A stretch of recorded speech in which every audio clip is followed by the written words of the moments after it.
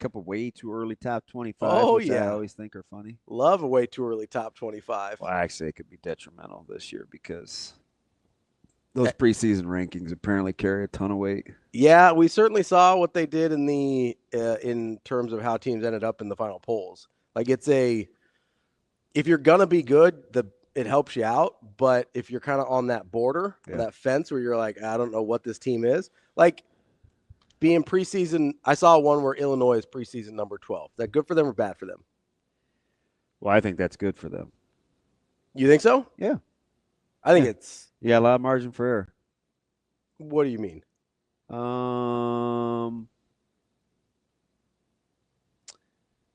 You can get back into good graces with stumbles quicker than you can coming from off the radar.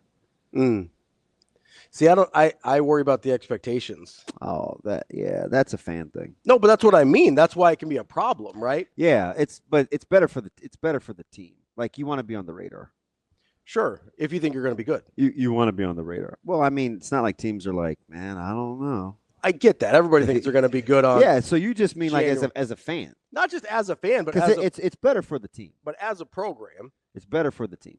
Like the individuals in the locker room. It's better for the team. That's fine. But as a program in general, sometimes the wrong expectations can be detrimental. Yeah, so like sure, but again, you have more room for error. Like let's say Illinois is not that team. They're preseason top 12. They go 0-2. More apt to get a chance to come back with any sort of a run. Sure. Based on the fact that they were well thought of before versus if you're unranked at all and you start off 0-2 and then you go on the run.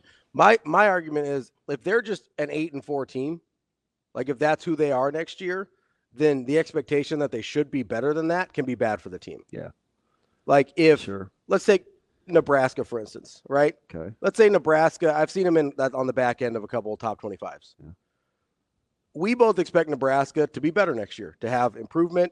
Back into the top 25 is probably in the range of where they could end up, depending on what the record is, or depending on what other people's records are. But if you're sitting here and you go, okay, they got question marks here, question marks there. Here a mark, there a mark, everywhere a mark. I agree that preseason rankings can be helpful if you think you can make the playoff, because then it does give you more margin for error.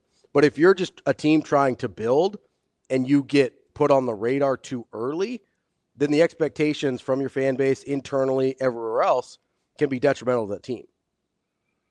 You get what I'm saying? No. I mean, sure, it's a reach, but yeah. Gotta be careful. It's not good for everybody. Yeah, I'm not saying it'll affect the players, but it affects the program. Not really. It can. I mean, expectations get coaches fired. I could die on the way home, too. I mean, anything can happen. Expectations get coaches fired. That's my point. Okay.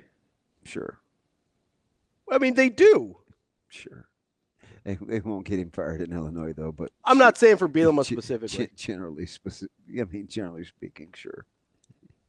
It's okay. All right. I mean, you don't have to turn tail. I think I'm not turning tail. I just think it was kind of weak. It's okay. I mean, that's what I'm talking about. Is I think the wrong expectations, will get a coach fired. Yeah. Like I don't think Lane Kiffin's in danger, but the fact that people thought they were going to be really good this year.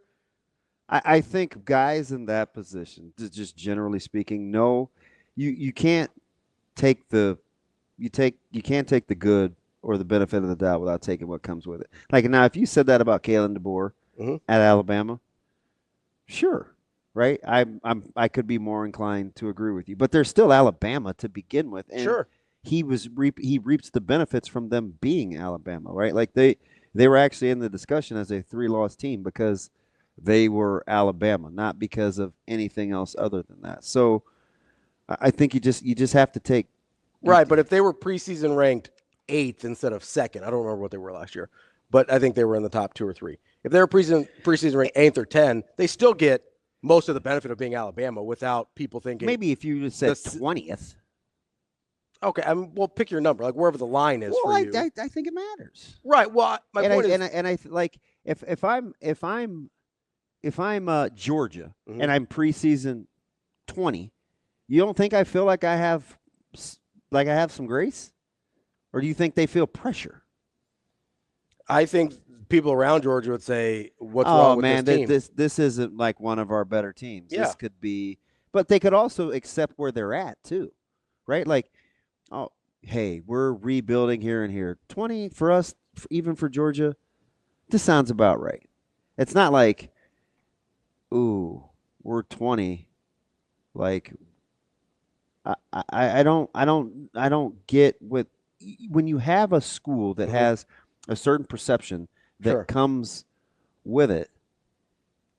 That's where the real indication is. So it's not like for an Illinois or a UNLV or a Maybe Indiana's a better example of this. Like if you're Indiana and you get preseason ranked in the top 10, 12 again, but you look at this and you go, okay, listen, we might still be good, but we sort of caught lightning in a bottle this year. That's probably not replicable in the same way, even if long term they're going to be okay. Like that can cause issues. Now he's not in trouble because it's Kurt Signetti and they're thrilled to death with him right now. But if you're that type of program, Arizona State's Arizona State's maybe a good example here. Like they still might be able to contend for the Big 12, but I saw them preseason ranked like 7 or 8, and I look at that team and I go, okay, we really feel like, does Arizona State think this is who they are now? Because I don't know if they are or not, but if you're not, and that's the expectation, that's a bad place to be. So, yeah, so back to my very first original comment to you about that is like it's not necessarily, it doesn't have to be a bad thing for a coach and a player because your margin of error, it's already built in. That's the whole counter argument to preseason rankings is that those teams that were thought of have more of an opportunity. Sure, you get thought of longer. Yeah. No, I get that. There is a benefit. I get that, but there's only a benefit if you're actually good. I disagree. I disagree. If Arizona State, let's say they're marginal and they're preseason top 7. I'm talking about teams that overachieved this year, basically. That's basically what I'm talking about.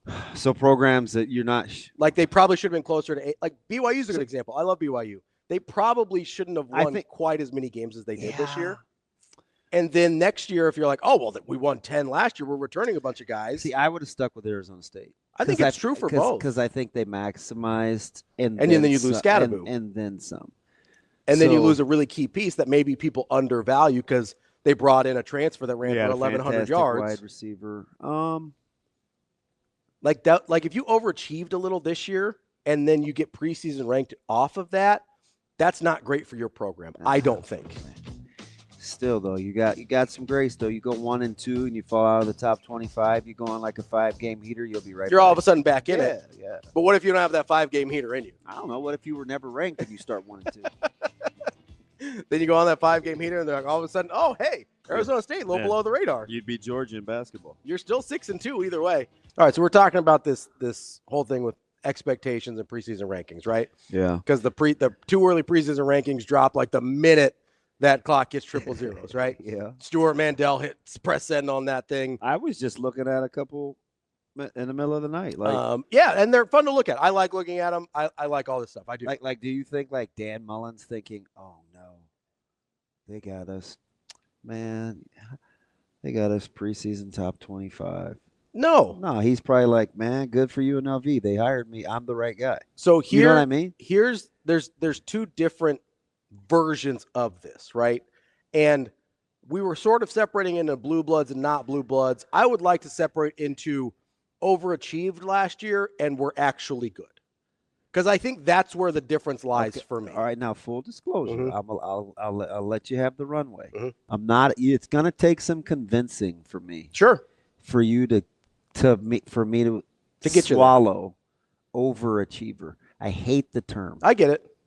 So I'm going to use it generally, right? Like, and listen, you take the wins that the floor is yours if you're starting with the premise of such a thing as an overachiever. I am starting with the premise, and I'm going to use that term lightly. I get the wins count, and you take them however you can get them, and Nebraska certainly would, right? So when I say overachiever, I don't even say that disparagingly. I mean in the sense that compared to how games usually play out, like if you're playing the law of averages, that normally your record would be a little worse than it was this year. Okay. Right? So you're talking like puck luck or? Yeah, just like things, you catch some breaks, you get some games. That's why I use BYU as an example. There was a few games this year where BYU was on the fortunate end of things. You just imagine there'll be a regression to the mean on that. Okay. That's all I mean by overachiever. And so you take a team like Arizona State or Illinois or Indiana or BYU, and I sit there and I go, okay, is their roster to the place yet where they can replicate that number of wins without catching some of that luck or some of those quality breaks, right? Now, some of those teams create quality breaks. That's the thing we talked about with Iowa for years is like, oh man, they can't keep doing this. They can't keep doing this. No, that's just kind of what they do, right? Most teams aren't that way. There's usually some things that regress to the mean with turnovers or like fumble recoveries or whatever, like some field position, like lost yardage or unseen yardage luck on special teams. There's a lot of those things that sort of tend to regress to the mean. Nebraska's been the opposite. Nebraska's been way worse than the averages for years. And we're like, oh, it can't keep getting that bad. And obviously there's been something. That's just at some point, it's just whoever that said team is. But for most teams, that regresses back to some sort of an average. And so I'm sitting here and I go, okay, is Arizona State's roster in a place where if they regress back to the average and they lose some key pieces like a Cam Scattaboo, that their roster is good enough to replicate that without some breaks, right? Or if the breaks are more evenly split than they were last year. Same thing with BYU. People didn't think BYU was going to be good this year, and they caught some breaks. And is their roster in a place where they can replicate that season without catching those breaks again? That's where those are the teams that I think it's detrimental for them to be overranked in these preseason polls based on what they did last year. I don't know if Illinois is in a place roster-wise where they can replicate a 9 or 10 win season. I really don't. They caught some breaks. Even, I mean, just look at the Nebraska game, for instance. There were some quality breaks they caught there. They had a 50-50 touchdown overturned and went back their way. They had a quarterback who's a true freshman and misses a wide open guy in the end zone for a touchdown. Like they had some missed field goal luck as well. Like just in that one game, you can point to a bunch of things that theoretically would go back to an average. And then you go out through the course of Illinois season, and that type of thing happened a lot. The wins still count. They obviously had resolve and enough talent to take advantage of it, but you can't count on those things. And if you can't count on those things, where's your roster at? Can you still get to 9 or 10 wins with that roster? And if that's not where you're at as a roster, then being preseason ranked too high, I think is detrimental. Yeah, I don't love any of, like, I certainly don't like Indiana as an example because they won by they beat people's heads in. Yeah. So, I mean, Illinois I think is a good example of a team that was a little ahead of schedule. That quarterback play that was better than I think people thought. For sure. Even people at Illinois. So I don't love the BYU example. I don't like any of the real examples you gave of the team.